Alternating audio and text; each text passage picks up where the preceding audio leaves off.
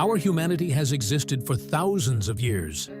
Yet, despite this, our knowledge of prehistoric ancestors remains extremely limited. The culture, civilizations, and knowledge they carried with them were lost for centuries. Everything disappeared. However, recent cave discoveries may change your understanding of this. You are on the Facts Room channel, and before we begin, don't forget to like and subscribe to the channel. And of course, let's go.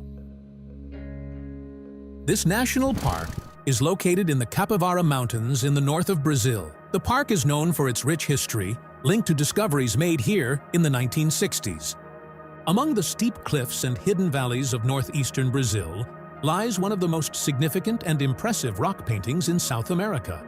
Most of the known works come from the archaeologically important Serra da Capivara National Park in the state of Piauí, and it is this park that sparks much debate among scientists. What is the reason for the controversy? The rock images are dated to around 25,000 years ago, although some renowned experts propose an even earlier date, up to 36,000 years ago. Before this area was declared a national park, access to the rock paintings was difficult and often dangerous. In ancient times, this inaccessibility likely heightened the importance of these places, as well as the significance of those who created the images on the rocks. Images of wild animals and human figures dominate the rock art, often included in complex scenes of hunting, supernatural beings, sexual activity, battles, and dancing. The artists depicted animals that inhabited the local ancient forests: red deer, armadillos, capybaras, large rodents, jaguars, lizards, tapirs, and the now extinct giant rhea, a type of ostrich, among others. Of all the animals, red deer are most frequently represented. Sometimes the animals are depicted only in outline, while in other cases they are fully painted or decorated with geometric patterns or rows of dots. Large mammals are usually shown in groups and in a running pose, as if fleeing from hunters. The Cave of Hands is famous for its unusual rock paintings, including images of hands as if carved into the rock. The Cueva de las Manos cave got its name thanks to the hundreds of handprints stenciled onto the walls. The art of Cueva de las Manos is one of the most significant in the New World and undoubtedly the most famous in the Patagonia region. This art is dated from 7,300 BCE to 700 CE, during the archaic period of pre-Columbian South America. Researchers Ralph Crane and Lisa Fletcher argue that the rock art of Cueva de las Manos includes some of the oldest known cave images in South America. The artworks decorate both the interior of the cave and the surrounding rocks. The images can be divided into three main categories: people, the animals they hunted for food, and human hands. The inhabitants of this region hunted guanaco for survival, as reflected in their art, with totemic depictions of these animals. The cave was inhabited by several waves of people over time. The age of the images can be determined by the remains of bone tubes used to spray paint onto the cave walls, by radiocarbon dating of the drawings themselves, as well as stratigraphic dating, including a fragment of the stone wall with a drawing that collapsed. Chemical analysis of the pigments used to create the images and the study of stylistic features and overlapping parts of the drawings confirmed their authenticity. According to researcher Irene Fanning and her colleagues, this is the best material for studying early hunter-gatherer groups in South America. Earlier works in the cave were more naturalistic, meaning they were as close as possible to the real appearance of the depicted objects. Over time, the images became more abstract and differed from how their real-life prototypes looked. The Cave of El Castillo, or the Cave of the Castle, is an archaeological site that is part of the Monte Castillo Cave Complex in Puente Viejo, Cantabria, Spain. The archaeological layers of the cave were divided into 19 levels, depending on the source, though the general sequence remains unchanged, from the Proto-Iberian period to the Bronze Age. The Cave of El Castillo contains the oldest known cave image, a large red spot in the panel of hands, dated to more than 40,000 years ago using the uranium-thorium dating method. This aligns with the hypothesis that the tradition of cave painting originated during the Proto-Iberian period, with the first appearances of anatomically modern humans in Europe. A 2013 study, based on the analysis of the ratio of finger lengths, in Paleolithic handprints found in France and Spain showed that most of them belonged to women, refuting the previously widespread theory that such art was mainly created by men.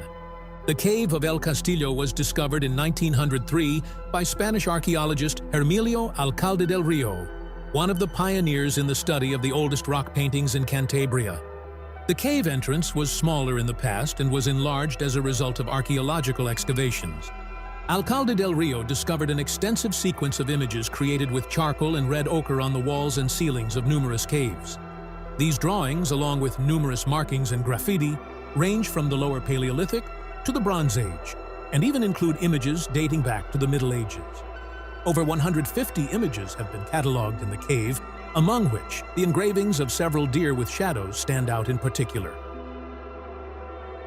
The Chauvet Cave in France is one of the world's most important ancient art sites. It was discovered in 1994 by local researchers Jean-Marie Chauvet, Eliette Brunel-Deschamps, and Christian Hilaire. This cave contains some of the oldest known rock paintings based on radiocarbon dating of the black pigment from the drawings, torch traces, and the floor, according to Jean Clot. Klotz asserts that the dates fall into two groups, one covering a period around 27,000 to 26,000 years ago, and another around 32,000 to 30,000 years ago. As of 1999, 31 radiocarbon studies of samples from this cave had been published.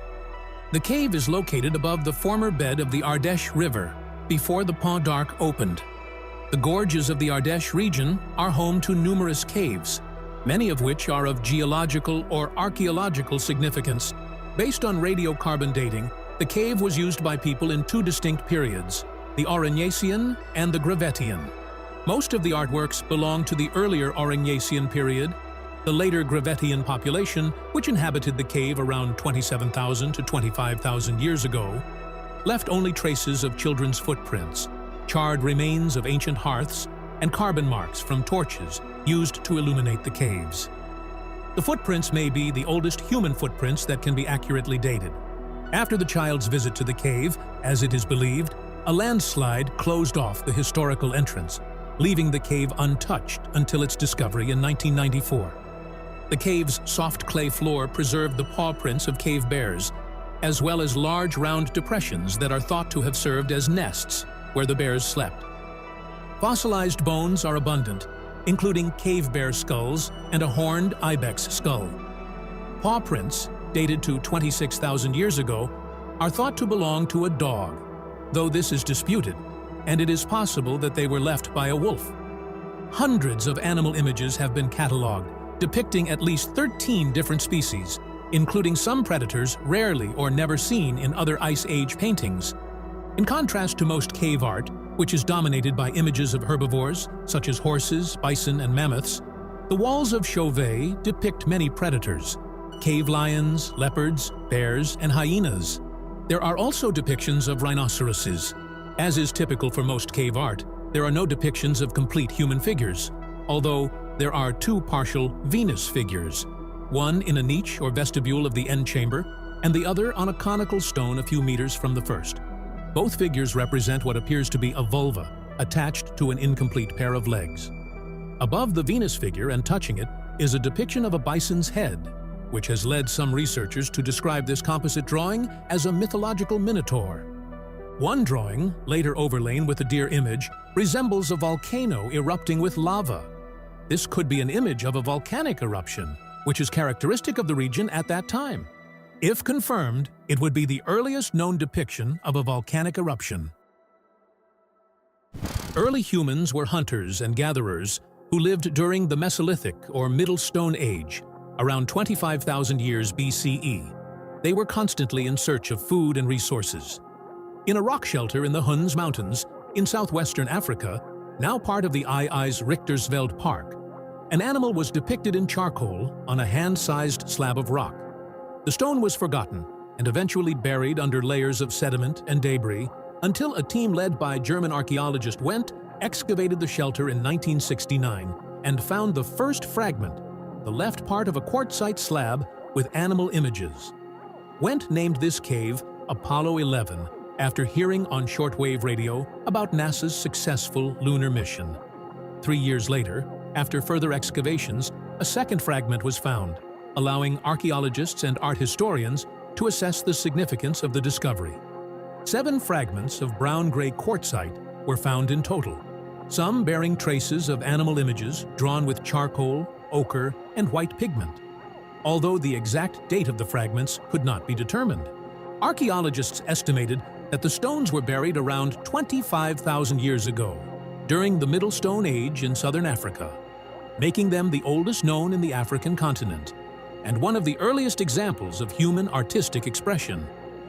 The Apollo 11 cave overlooks a dry ravine, located about 20 meters above where a river once flowed through the valley floor. The cave's entrance is wide, about 28 meters in width, and the cave itself is quite deep, about 11 meters from the entrance to the back wall. Today, it is only possible to stand upright in the front part of the cave, but during the Middle Stone Age, as well as before and after that time, the cave was used as an active human settlement site. So, the Apollo 11 cave is thousands and thousands of years old. Will it turn out to be the oldest find on this list, or will it be surpassed by another? About 60,000 years ago, people arrived in what is now Kakadu National Park in Australia. Ubir, formerly known as Obiri Rock, is a rock formation in the East Alligator area of Kakadu National Park in the Northern Territory of Australia, and is famous for its rock paintings. It is a group of rocky outcrops on the edge of the Nadab River floodplain, where several natural shelters house a collection of Aboriginal rock paintings, some of which are thousands of years old. The art depicts both Aboriginal creators and animals that inhabit the area, such as barramundi, catfish, mullets, monitor lizards, turtles, and wallabies. From the top of Ubir Rock, there is a panoramic view of the floodplains and cliffs. Ubir is located about 40 kilometers from the town of Jabiru via a paved road. The road is low-lying, so access may be restricted during periods of heavy rain. A short walk from the parking lot leads visitors past the main art sites to the base of Ubir Rock. The rock surfaces at Ubir were continuously repainted from 40,000 BCE. Most paintings were created around 2,000 years ago, and some have been repainted up to the present day. There are 3 main art galleries at Ubir that are accessible to visitors. National Park staff, many of whom are indigenous, conduct tours and tell stories about these places. The main gallery, perhaps the most photographed, includes many examples of X-ray art.